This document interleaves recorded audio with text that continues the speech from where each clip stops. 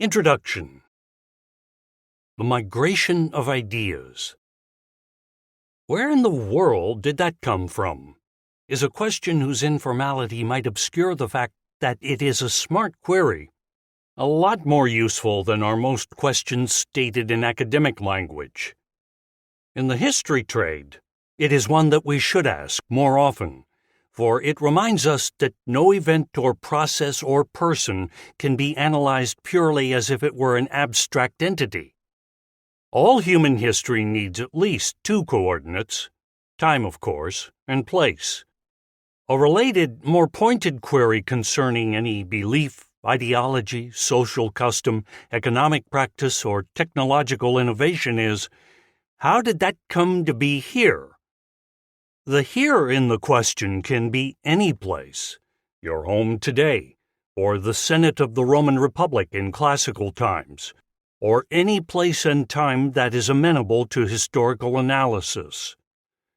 Although we rarely speak of our trade this way, I think most shrewd historical analysis is essentially migration history, not simply the movement of individuals, tribes, and social groups from one place to another, although that certainly is a fundamental historical process, but also the migration of ideas and technologies and customs and habits from one culture to another.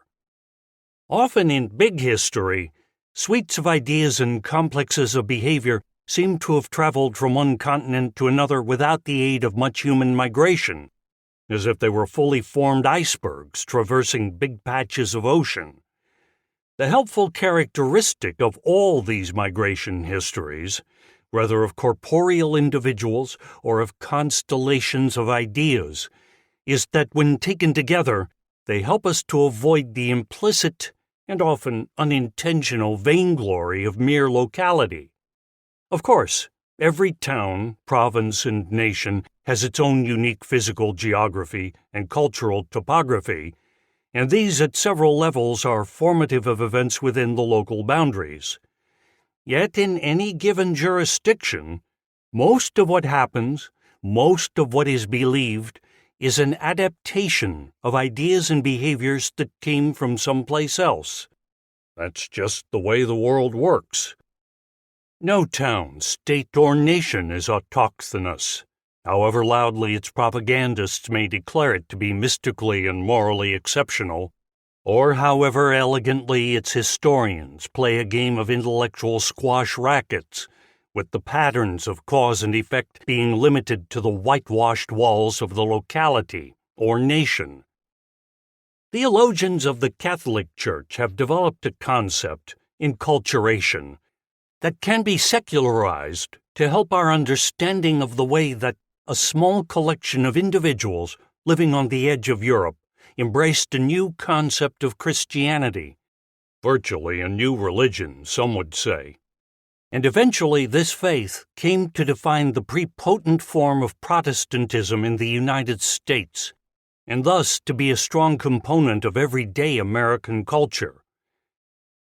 Enculturation, though a theologically complex concept concerning the dynamic relationship of belief and culture, can for our purposes be simplified to identify operationally the following stages of interaction: the definition of a boundaried belief system within a given culture, the transfer of that suite of beliefs and practices from one culture into another, the modification of the form, and however much it might offend the purists, and the content of the original system, so that the recipient culture embeds the new material into one of its own existing belief systems.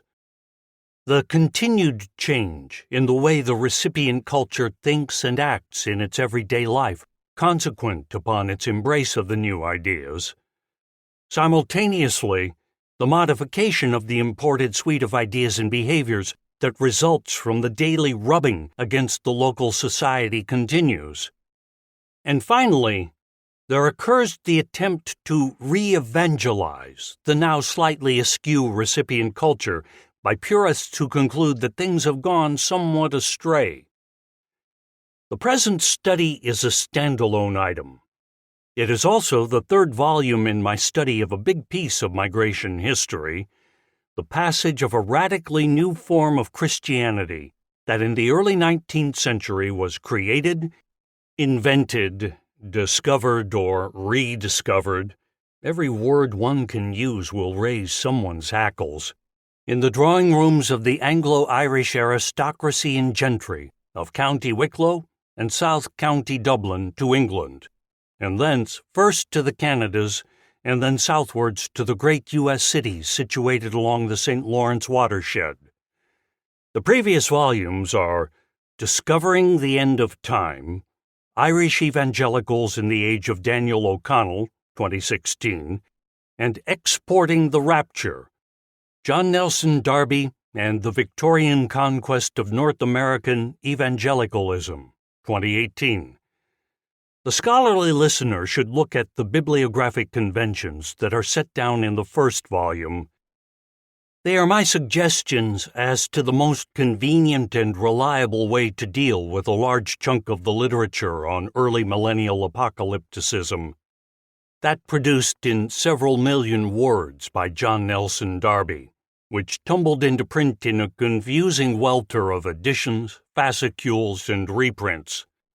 Also, because this volume mostly deals with events from the mid-19th century and onwards, I have necessarily compressed the earlier history.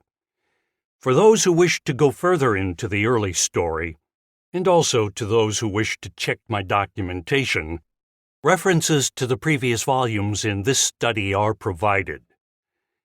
The pivot of the story, but emphatically only a part of the narrative, is the religious community often referred to as the Plymouth Brethren. It was they who were chiefly responsible for slingshotting some loose but very attractive front-edge new ideas from the British Isles to North America. They did so by engaging the intermediate step of packaging the theological faith innovations of the British Isles of the 1820s and 1830s into a single ideational bundle that could be transported efficiently, like a voyageur's pack of trade goods across great distances and difficult climes.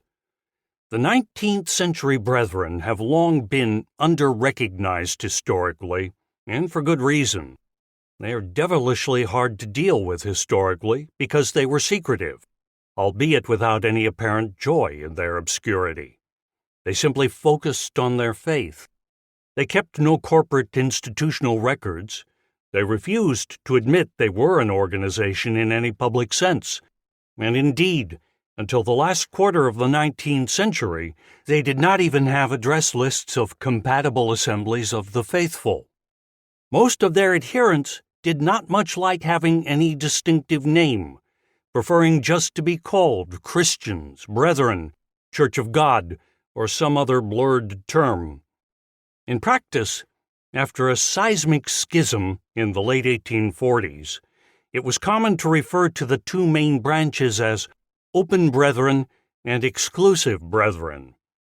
That practice is adopted here, with the full knowledge that there were other terms employed at the time, and still others adopted since then by their theological descendants. By the late 19th century, many brethren in the British Isles and North America were willing to be referred to by outsiders as Plymouth Brethren. The term at least had a false patina of Mayflower Pilgrim ancestry, even though they usually would have used a different name among themselves. The real problem with the Brethren as an active force in the enculturation of apocalyptic millennialism into the evangelical sector of the English-speaking world is simply that they were so vivid in retailing their faith, by small, intense meetings, and paradoxically, by a massive publishing program, and yet were so very secretive about the operational details of their faith community. The Brethren developed a highly distinctive faith system. At a high level of generality, their beliefs had three sharply distinctive features, as well as several others that were unusual, but not quite so remarkable. Of the three, one made no nevermind outside of their own faith world, but two had an especially strong impact in North America. The one that was rarely adopted by religious leaders outside their own camp was the Brethren's insistence on a totally lay ministry. To make the precept even less palatable, the lay-only practice was situated in an organizational structure that was distinctive for being declared to outsiders as being non-existent. Such an ecclesiology was not quite the thing for attracting Protestant pastors from existing denominational congregations. In contrast, secondly, the Brethren invented an attractive new hermeneutic, a way of reading the Old and New Testaments that merged an obeisance to the original intent of the Scriptures with a belief that the secret meaning hidden within the Bible could be decrypted. The Brethren were hardly the first faith group to claim to have broken open the true meaning of the Scriptures. The radically new trick was to declare that the Scriptures should be divided according to those that were intended for Israel and those for the Church. This cleavage did not correspond to the long-held line between the Old and New Testaments, and had to be learned from the Brethren's hermeneutical adepts. It is possible to argue that effectively the Brethren created an entirely new set of scriptures. So radical was their recompiling and reinterpreting of the ancient texts. Thirdly, the Brethren developed a form of apocalyptic millennialism that was markedly different from the various end-of-time scenarios that were being affirmed elsewhere in the Western world. The details are complicated, but students of evangelical eschatology will quickly note that the Brethren were the chief retailers of a singular form of premillennial eschatology. The chief Brethren scheme, there were minority versions of the pattern, was that Jesus would return in the physical form that he possessed when he was previously on earth, and would take his people heavenwards, the rapture. Thereafter, for those left behind, there would be a period of writhing pain on earth, the tribulation, and then Jesus would reappear to clean up the mess and to reign for 1,000 years with his saints and with the holy remnant of the Jewish people, who now were restored to sovereignty over their promised land. Finally, there would be a splendidly pyrotechnic final judgment of all of history's unsaved souls, and the Almighty would replace human time with an infinite skein of divine rule. A complicated and not easily parsed theology. Its God is in its details. That so much of the system was enculturated into sectors of American Protestantism is surprising.